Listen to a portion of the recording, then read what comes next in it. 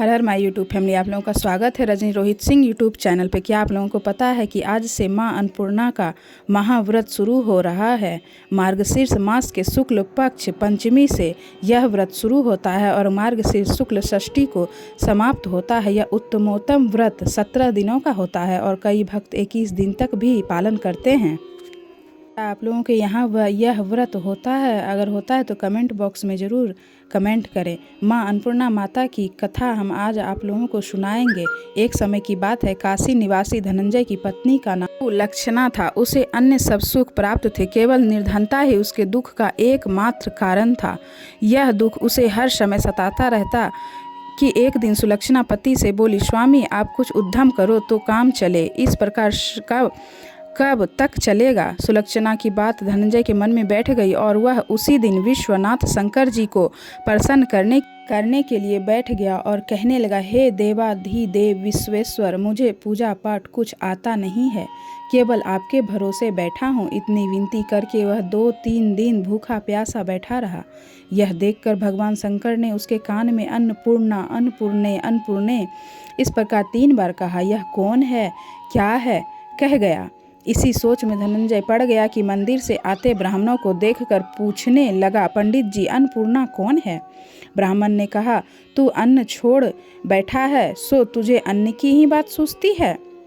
जा घर जाकर अन्न ग्रहण कर। धनंजय घर गया, स्त्री से सारी बातें कही। वह बोली, नाथ चिंता मत करो, स्वयं शंकर जी ने यह मंत्र दिया है, वे स्वयं ही खुलासा करेंगे। आप फिर जाकर उनकी आराधना करो। धनंजय फिर जैसे का तैसा पूजा पाठ में बैठ गया। रात्रि में शंकर जी ने आज्ञा दी और कहा, तू पूर्व दिशा में चला जा। वह अन्नपूर्णा का नाम जपता जाता और रास्ते में फल खाता, झरने का पानी पीता जाता।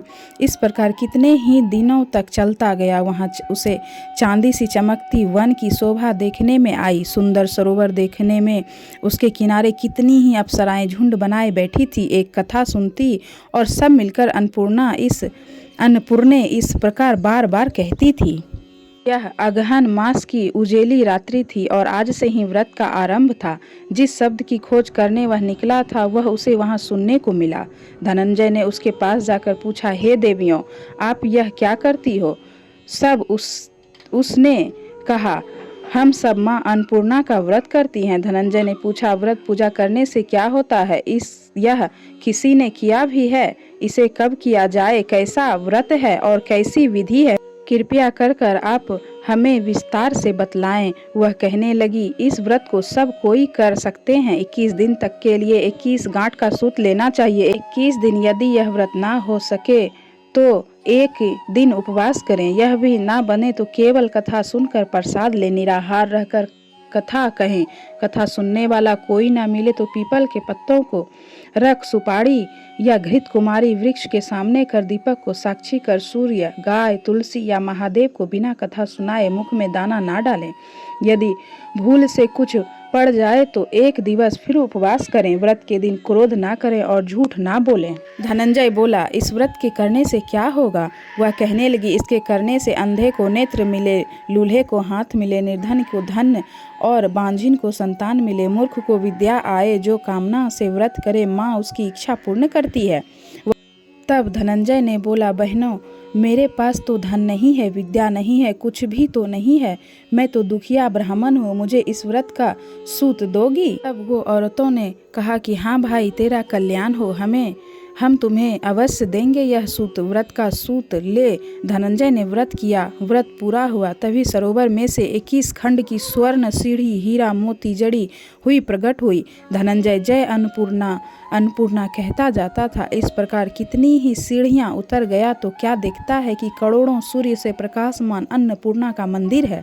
उसके सामने स्वर्ण सिंहासन पर माता अन्नपूर्णा विराजमान है। सामने भिक्षा हेतु शंकर भगवान खड़े हैं। देवंगनाएं चंवल डुलाती हैं, कितने ही हथियार बंधे पहरा देते हैं। धनंजय दौड़कर जगदम्बा के चरणों में गिर गया। देवी उसके मन का क्लेश जान गई। धनंजय कहने लगा, माता आप तो अंतर्मयी हैं, अंतर्यामिनी हैं, आपको अपनी दशा क्या बताऊं? माता बोली, मेरा व्रत किया है, जा, संसार तेरा सत्कार करेगा। माता ने धनंजय की जिह्वा पर बीज मंत्र लिख दिया। अब तो उसके रोम रोम में विद्या प्रकट हो गई। इतने में क्या देखता है कि वह काशी विश्वनाथ के मंदिर में खड़ा है। माँ का वरदान ले धनंजय घर आया। सुलक्षणा ने सब बात कही।